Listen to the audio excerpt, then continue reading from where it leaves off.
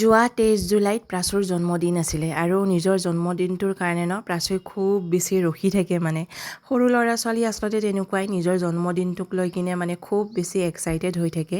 কিন্তু জন্মদিন বুলি আচলতে এইবাৰ তেনেকুৱা বিশেষ একো কৰা নহ'ল যেহেতুকে জম্মু এণ্ড কাশ্মীৰতো মানে বতৰৰ কণ্ডিশ্যন খুবেই বেয়া ইয়াতেও ৰেড এলাৰ্ট চলি আছিলে যোৱাকালিলৈকে তাৰপিছত মানে অনলাইনে ক্লাছ চলি আছে তাৰো গতিকে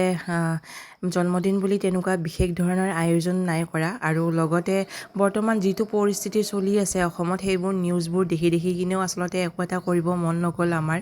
আৰু আজি মানে সেইদিনাখন বৃহস্পতিবাৰ আছিলে 23 জুলাই তাৰিখে তাৰ জন্মবাৰ বৃহস্পতিবাৰেই এইবাৰ বৃহস্পতিবাৰেই পৰিছিলে মই ভাবিছিলোঁ যে মন্দিৰত গৈ কিনে ধুনীয়াকৈ শৰাই চৰাই দিম তাৰ নামত ভালদৰে পূজা ভাগ কৰিম কিন্তু মানে মোৰো মানে এনেকুৱা হৈ থাকিলে নোৱাৰোঁ আৰু গতিকে নোৱাৰিলোঁ হাজবেণ্ডে তেনেকৈ পূজা ভাগ কৰিলে লগতে ধুনীয়াকৈ তাক একযোৰ কাপোৰ আনি দিলে নতুন কাপোৰ এযোৰ আগদিনাখনে কাপোৰ এযোৰ আনি দিলে তাৰপিছত তেনেকৈ পূজা ভাগ এনেই সাধাৰণকৈ কৰিলে হাজবেণ্ডে তাৰ নামত কৰি কিনে তেনেকৈ কেকটো আনিলে কেকটো কাটিলে বাছ হাজবেণ্ডৰ ডিউটি আছিল যদিও সেইদিনাখন নগ'ল যিহেতুকে তাৰ জন্মদিন সেইকাৰণে নগ'ল আৰু অফিচত গতিকে তেনেকৈ ৰাতিপুৱাৰ ভাগটো মানে অনলাইন ক্লাছ চলি থকাৰ মাজতেই আৰু তেনেকৈ পূজা চূজা কৰাই কেকটো তাক কটালোঁ তেনেকৈ কেক খালে একো এটা হোৱা নাছিলে তাৰ মনটো অলপমান বেয়া লাগি আছিলে স্কুল যাব নোৱাৰিলে কাৰণ চকলেট আনি থৈ দিছিলে যে স্কুলত যাব চকলেট দিব নিজৰ লগৰবিলাকত সেইবোৰ একোৱেই নহ'ল তাৰপিছত গধূলি বতৰটো অলপমান ভাল হোৱাৰ কাৰণে হাজবেণ্ডে দোকানত গৈ কিনে জুচ চিঙৰা তেনেকৈ লৈ আনিলে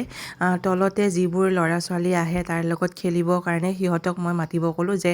সিহঁতৰ ঘৰত যাই কিনে কৈ আহা যে মোৰ আজি জন্মদিন গতিকে ইয়াতে বুলি তেনেকৈ মানে সিহঁতক মাতি পঠিয়ালোঁ আৰু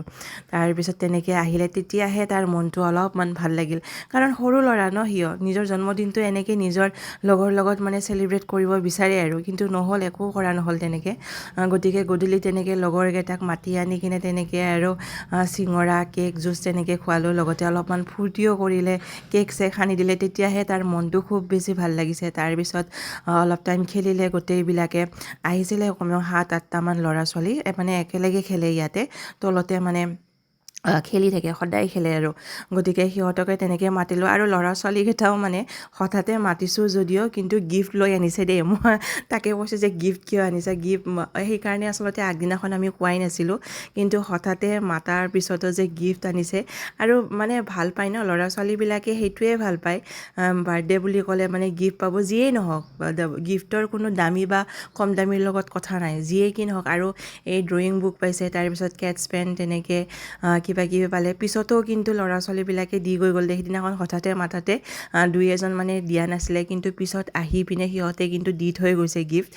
গতিকে তাৰ যিবোৰ ভাল লগা বস্তু তেনেকুৱা ধৰণেৰে গিফ্ট পালে ড্ৰয়িং কৰি কিনে খুব ভাল পায় প্ৰাচুই গতিকে ড্ৰয়িং বুক জ্যামিতি বক্স কালাৰ পেঞ্চিল এইবোৰে পালে চকলেট বিস্কুট মানে খুব ফূৰ্তি আৰু তাৰ যিয়ে কি নহওক এইখিনি গিফ্ট পাইছে যে জন্মদিনৰ দিনাখন তাৰ খুব বেছি ভাল লাগিল পিছত ৰাতিপুৱালৈকে মনটো খুব বেয়া কৰি আছিলে কিন্তু গধূলিলৈকে তাৰ মনটো খুব বেছি ভাল লাগি গ'ল আৰু সেয়াই তাৰপিছত মানে তেনেকৈ গ'ল আৰু পিছদিনাখন হাজবেণ্ডে ক'লে যে বাৰ্থডে বুলি কিনে তেনেকুৱা এটাতো মানে বিশেষ তেনেকুৱা একো কৰাই নহ'ল খোৱা লোৱাও তেনেকৈ কৰা নহ'ল গতিকে পিছদিনাখন আমি গ'লোঁ